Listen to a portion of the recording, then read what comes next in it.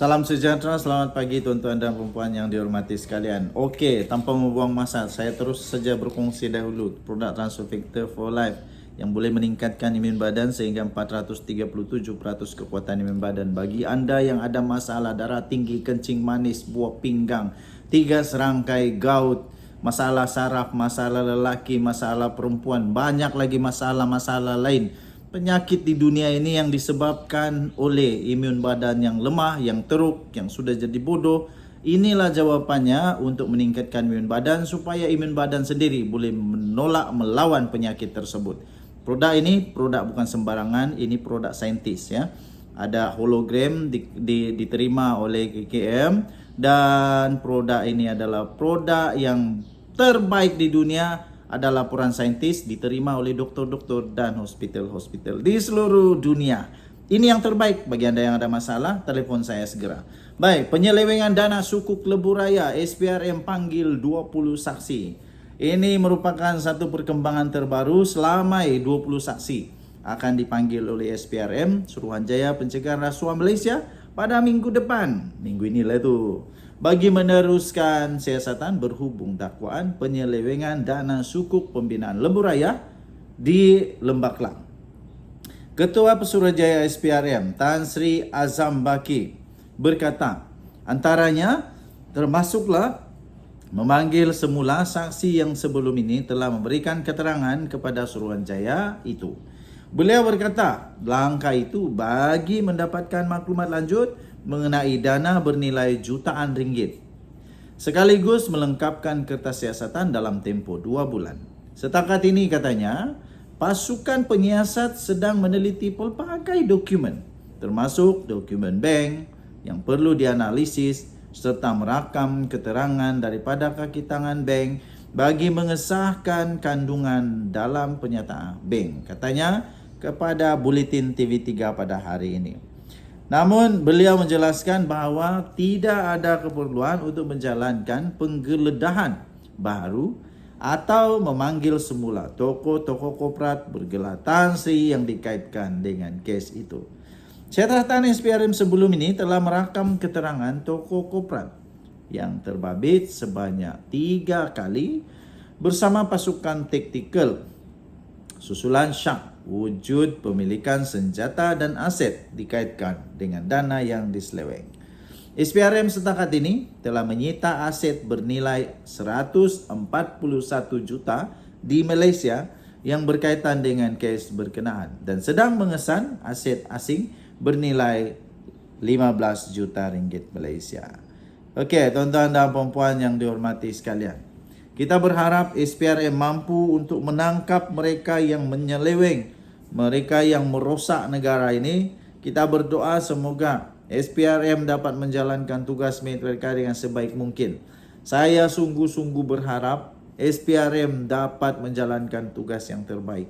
Bayangkan saja berapa banyak kerugian yang dialami oleh rakyat, berapa banyak kerugian yang dialami oleh Malaysia, berapa banyak kerugian yang dialami oleh negara kita, tuan-tuan dan puan, kerana terdapatnya manusia-manusia yang begini tamak. Kita doakanlah semoga semua yang terbaik berlaku kepada negara kita Malaysia. Okey? Nah, jadi kerana itu bagi anda yang ada apa perasaan mau makan songlap duit dan apa dan sebagainya, hentikanlah. Hentikan kerana anda berada di tempat yang salah. Kita jumpa lagi. Bye-bye. Salam sejahtera, selamat pagi tuan-tuan dan puan yang dihormati sekalian. Sebelum saya mulakan, saya terus kepada produk Transfer Factor untuk anda yang ada penyakit kencing manis, darah tinggi, 3 serangkai saraf, masalah batin lelaki atau perempuan, atau anda mungkin ada masalah-masalah yang lain. Apa saja penyakit yang anda hadapi kerana imun badan yang lemah, ini mungkin jawapannya. Transfer Factor adalah satu produk saintis yang boleh meningkatkan imun badan kita sehingga 437% kekuatan imun badan. Ramai orang takut saya ni scammer. Scammer apanya tuan-tuan dan puan-puan? Mana ada scammer pernah tunjuk muka dekat video? Logiklah sikit. Okey, so ini bukan scammer, ini betul-betul ada bukti saintis Ada banyak bukti-bukti saintis, kajian-kajian telah dilakukan.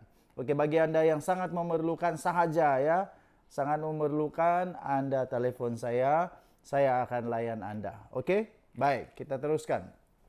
Rafizi Ramli akhirnya membuat satu kenyataan yang ditunggu-tunggu oleh seluruh rakyat Malaysia tentang penubuhan parti baru. Perlu atau tidak untuk beliau menubuhkan parti baru, itu adalah satu persoalan yang cukup besar.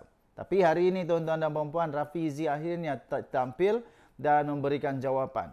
Beliau berkata, tidak perlu. Bekas timbalan Presiden PKR, Datuk Seri Rafizi Ramli berkata, tidak ada keperluan. Beliau lihat tidak ada keperluan untuk menubuhkan parti baru selepas beliau gagal mempertahankan jawatan dalam pemilihan PKR sebelum ini. Ahli Parlimen Pandan itu menjelaskan keutamaan bagi negara sekarang bukan untuk menubuhkan satu lagi parti baru. Saya setuju.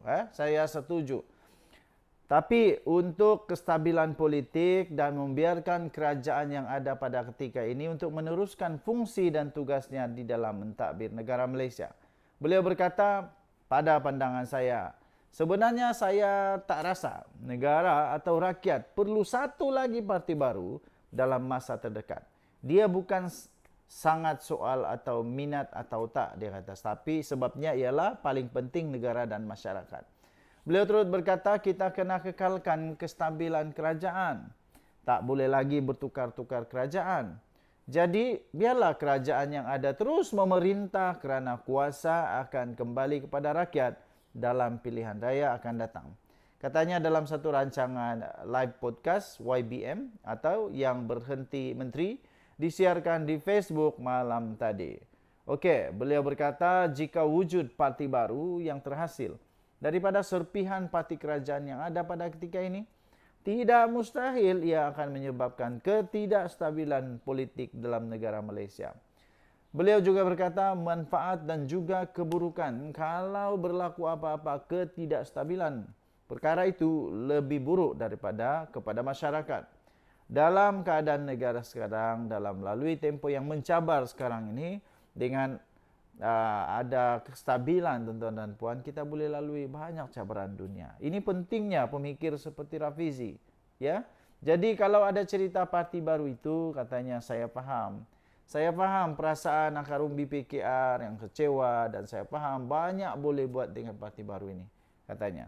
Menyutul dakwaan beliau bukan seorang pemimpin yang boleh bekerja dalam satu pasukan, Rafizi menyangkal dakwaan itu dan menyifatkan ia sebagai tidak bersandar realiti, terutama mengambil kira sejak penglibatannya dalam politik. Katanya, saya pernah jadi ketua perancangan perniagaan untuk Petronas pada umur 27 tahun. Kalau contohnya saya bukan team player, tak adalah dapat jawatan dan naik pangkat begitu cepat, kata beliau. Dalam politik pada tahun 2016, semasa kita gerakan Invoke, kita menang 47 kerusi parlimen, pilihan raya umum ke-14. Pada masa itu, kempen kita melibatkan sukarelawan, jumlahnya tinggi, 40,000 lebih katanya. Untuk kita kumpul dan bagi motivasi untuk kita jadualkan mereka. Kalau saya ada masalah bekerja dalam pasukan katanya, bagaimana saya boleh bina ikatan dengan mereka. Semua ini serangan peribadi. Apa yang lebih penting, bagaimana kita mau move on. Soal teammate katanya, ini jadi satu sebab saya rasa keputusan baik dengan menarik diri dari kabinet, katanya lagi. Dan yang tadi Suara Rakyat bergema di channel ini. Jangan lupa tekan butang subscribe, like dan share. Kita jumpa lagi. Bye-bye.